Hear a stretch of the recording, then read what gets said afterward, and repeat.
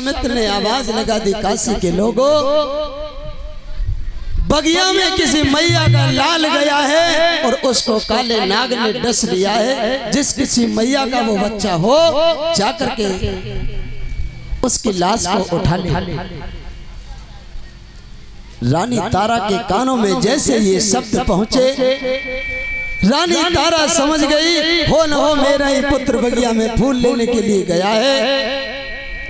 तुरंत भागी भागी ब्राह्मणी के पास में गई, जाकर के कहा कि मैया, मुझे ऐसा लगता है मेरे पुत्र रोहित को किसी नाग ने डस लिया। अगर आपकी आज्ञा हो तो मैं बगिया में चली जाऊं। ब्राह्मणी कहने लगी, तूने काम कर लिया, झाड़ू लगा लिया। आज रानी तारा झाड़ू लगा रही है। झाड़ू लगाने के बाद कहा कि मैया अब चली जाऊं। जवाब दिया, चली जा, लेकिन जल्दी लौट करके आना, मैंने तुम्हें यह पैसों से खरीदा है। आज रानी तारा रोती चीखती चिल्लाती हुई बगिया के लिए चली। बगिया में जाकर के देखा, पुत्र रोहित जमीन पर पड़ा है, मुंह से झाग छूट रहा है। रानी तारा ने तुरंत अपने पुत्र को अंग में भर लिया, छाती से लगा लिया और कहने लगी, बेटा रोहित, तुम्हारी क्या दशा है? ये क्या किया तुमने? तुम अपनी मैया को छोड़ करके इस तरह से नहीं जा सकते हो। मैया बार बार रोहित को आवाज दे रही है, लेकिन तब तक रोहित खत्म हो चुका था। रानी तारा बुरी तरह से रो रही है, चीख रही है, लाला कुछ तो आप अपने मुख से कहो, आप इस मैया को छोड़ करके कहां चले गए? तुम्हारे बिना ये तुम्हारी मैया जिंदा नहीं रहेगी। उसी वक्त बाग का माली आया।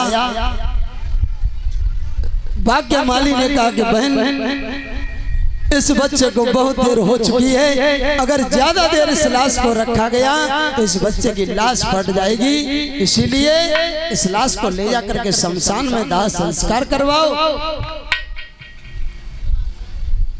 आज रानी तारा रोती हुई चली जा रही है। पुत्र की लाश को गोदी में उठाया, पैर काम नहीं कर रहे हैं, लेकिन फिर भी मैया पुत्र को लेकर के मरघट की ओर चली जा रही है। क्या दशा है भक्तों?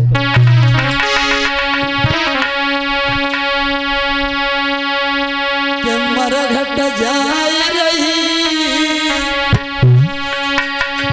मरघट जा रही